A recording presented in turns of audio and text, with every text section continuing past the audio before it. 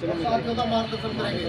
साथियों ITI से जो हमारे साथ प्रशांत जी है जी साहब यहीं आगे क्या? इसमें मैं कहने में कोई गुरेज नहीं करूंगा। हमारे साथी को जितनी नॉलेज है बहुत काम आती है नॉलेज। अभी जो स्ट्रेंथ वाली बात थी सैंक्शन कोर्ट की, तो हमारे साथी ने जो प्रारूप बनाकर दिया था और वो हमने ऐसे साहब के सामने रखा था, वो कबूल हुआ, जिसकी वजह से हमारे सर्कल में से स्ट्रेंथ पड़ी है। तो भाई के लिए तालियां। हमेशा जो मार्गदर्शन करता है बहुत अच्छा करता है। तो 2019 में ऐसे सरप्लस हुए थे। यहाँ हमारे जसविंदर जी बैठे हैं, इनसे पूछ के देख लो, कोई सी यूनियन और कोई सा भी बड़े से बड़ा धुरंधर बचा नहीं पाया था। जो ऐसे सरप्लस हुए थे, थोड़े बहुत जिलों में जहाँ जगह थी वहाँ एडजस्ट हो गए थे। बाकी जो नहीं हो पाए वो आज भी अपना कोई और काम धंधा कर रहे हैं।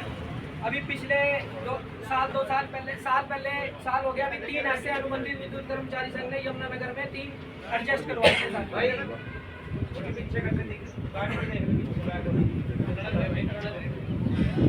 तो भाई ऐसे ही यहाँ पर मैं पिछले 2 साल से लगा हुआ था यमुनानगर सर्कल के अंदर। आप जाके देख ले 2022 की, आप जाके देख ले 2022 में 470 पोस्टें जो है एलएम की सैंक्शन थी, यानी कि 470 एलएम कुल संख्या यहाँ पे सफिशिएंट थी, जिसमें आप ये मानिए कि लगभग 340 HKRN के साथी हैं हमारे पूरे सर्कल के, चाहे बिलासपुर डिवीजन हो, चाहे जगाधरी डिवीजन हो, चाहे यमुनानगर डिवीजन हो। 3 ही डिवीजनें चल रही हैं।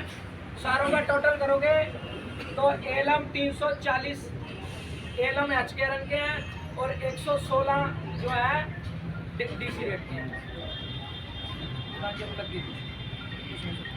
तो ये संख्या थी 340 और 116 प्लस कर लो भाई।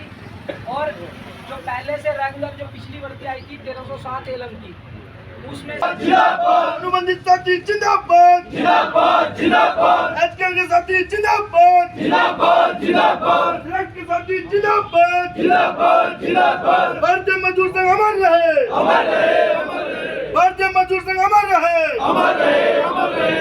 भारत माता की जय, भारत माता की जय। वंदे मातरम, वंदे मातरम, वंदे मातरम।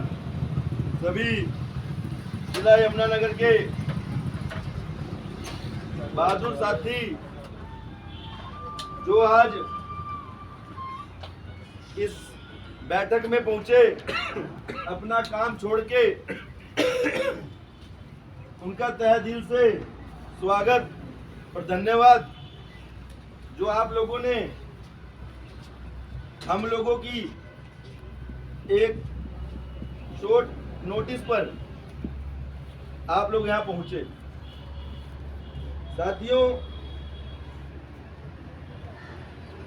मुद्दे तो आप लोगों ने व्हाट्सएप के माध्यम से बहुत बार हम तक पहुंचाए हैं, हमारी नॉलेज में, और उस पे दिन रात हम लोग प्रयासरत हैं।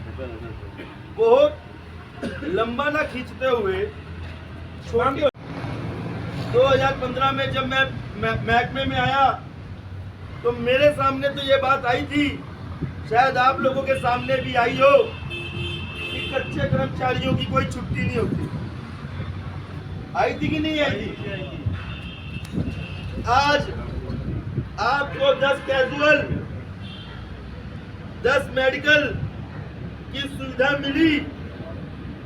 क्या ये बात कोई जानता है कि उसको किसके जरिए मिली, किस वजह से मिली? वो दिलवाने वाला आपका खुद का संगठन अनुबंधित विद्युत कर्मचारी संघ था। आप लोगों को याद हो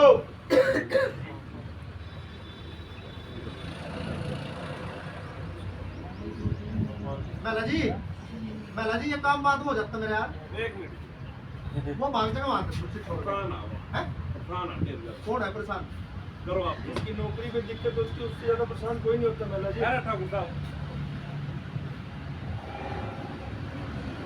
साथियों, मैं अपने बारे में बता दूं, मेरे शब्द हो सकता है किसी को चुभ भी जाए,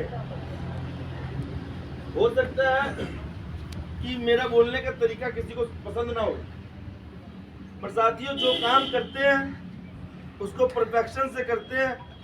जो बात किसी कर्मचारी की समस्या कान में पड़ जाती है वो सोने नहीं देती रात।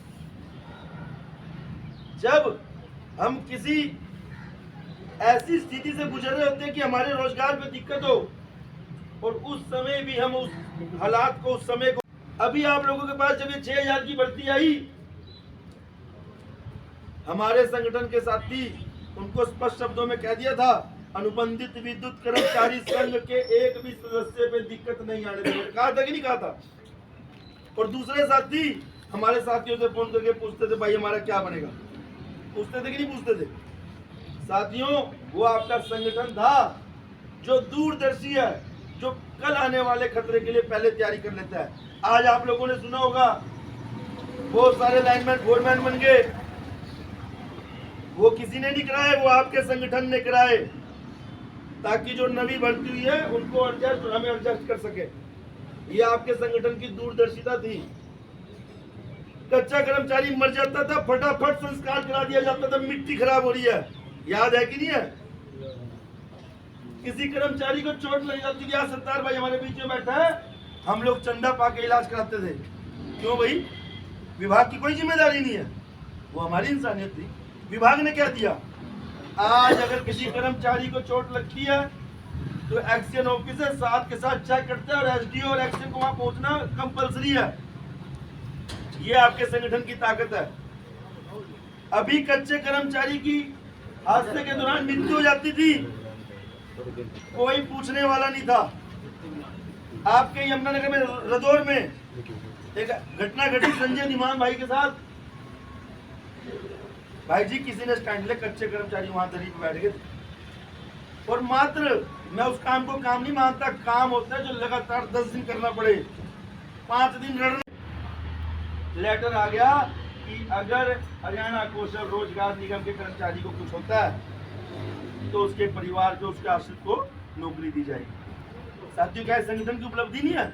आज हमारे पास नौकरी ना रहे, हम रेडी लगा के परिवार पाल लेंगे, और कल अगर हमें कुछ हो जाए, हमारे घर आप मदद करने नहीं जा सकते, लोग दूसरी नजर से देखेंगे। तो हमारे जाने के बाद भी अगर हमारे परिवार की किसी ने सोची तो वो अनुबंधित विद्युत कर्मचारी संघ था। संगठन ने ऐसे न्यारी चीजें कर दी। आज हमारे बीच में जीवी के साथी बैठे हुए हैं, उनके रोजगार में दिक्कत आई, किसने स्टैंड लिया? सिर्फ और सिर्फ एकमात्र संगठन अनुबंधित विद्युत कर्मचारी संघ। कागज चेक किए गए पिछले वर्ष, उसमें 34 लड़कों का नाम आया कि इनको बाहर निकाल दिया जाएगा। आपके संगठन के यहाँ मौजूद 2 साथी थे जिनको हम जानते थे।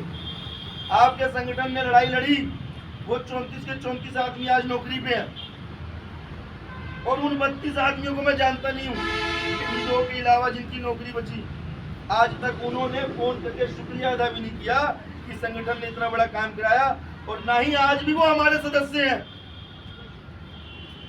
आज भी वो जिस संगठन की बदौलत तनख्वाह ले रहे हैं, अपने बच्चों का पालन पोषण कर रहे हैं, आज भी वो संगठन के वफादार नहीं हुए।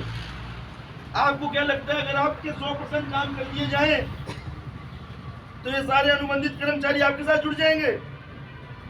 जब चाटुकारिता की आदत पड़ जाए, अपने नंबर बनाने की आदत पड़ जाए, सबको खुश रखने की आदत पड़ जाए, अनुबंधित कर्मचारी आज भी अपनी दरी को छोड़ के इधर उधर घूम रहे हैं।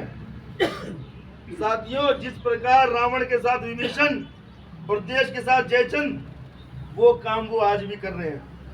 क्योंकि कोई भी सरकार कभी भी दबाव में आती है, वो सिरों से आती है।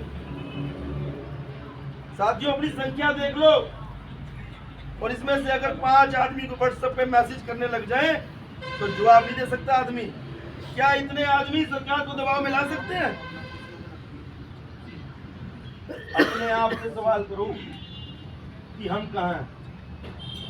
अगर आप लोगों को अपना दायित्व समझ आ जाए कि हमने जिम्मेदारी ली है, जरूरी नहीं है पदाधिकारी उस पदाधिकारी को तो जरूर महसूस होना चाहिए जो पद लिए बैठे हैं और अपने घर से नहीं निकल रहे और फोन और व्हाट्सएप के माध्यम से संगठन चला रहे हैं। उनको अपने अंदर झांकने और सोचने की जरूरत है। जिस प्रकार आप लोगों का परिवार है, उसी प्रकार देवीलाल जी का परिवार है, उसी प्रकार नरेश बालू जी का परिवार है, उसी प्रकार आशीष दीवान का परिवार है, उसी प्रकार आशीष जसविंदर दून जी का परिवार है। सब लोग अपना परिवार सेक्रीफाइस करके, मैं 2.5-3 साल से आपके संगठन के साथ जुड़ा हूं और इस 2.5-3 साल में एक एक आदमी की वो स्पीड काम करने की जो हमने देखी है, पर कब जब उनके रोजगार पे दिक्कत आती है तब। अरे आप लोगों को इंसान का जन्म मिला, मानव का जन्म मिले, जब कोई मिलता था तो सागर थे कि नहीं थे? 2 साल से लगातार इन भाइयों को जगाने में भी 2 साल लगे। अगर नंबर 1 सब डिवीजन में 3 साथी मेरे साथ नहीं है, अगर उनसे बात करेगा तो आशीष दीवान करेगा, प्रिंस बिंद्रा करेगा, राज ठाकुर करेगा या जसविंदर दून करेगा। तो भाई अगर हम मजबूत होंगे तो सारे मजबूत होंगे ना। हर आदमी अपनी जिम्मेदारी क्यों नहीं समझ सकता? अभी नहीं हुआ ग्रुप में लिखने के लिए सारे तैयार हो जाएंगे, ये नहीं हुआ। आप ये देखो क्या हुआ। पहले जहां आप लोग थे वहां पे आप लोग क्या पूछते थे? 14 तारीख को पूछते थे, प्रधान जी तनख्वाह क्या बना जी? हाँ, वो कह रहे ऊपर से वो फंड नहीं आया, ये नहीं आया, 4 दिन लगेंगे। हाँ लड़कों की शादी कराओ।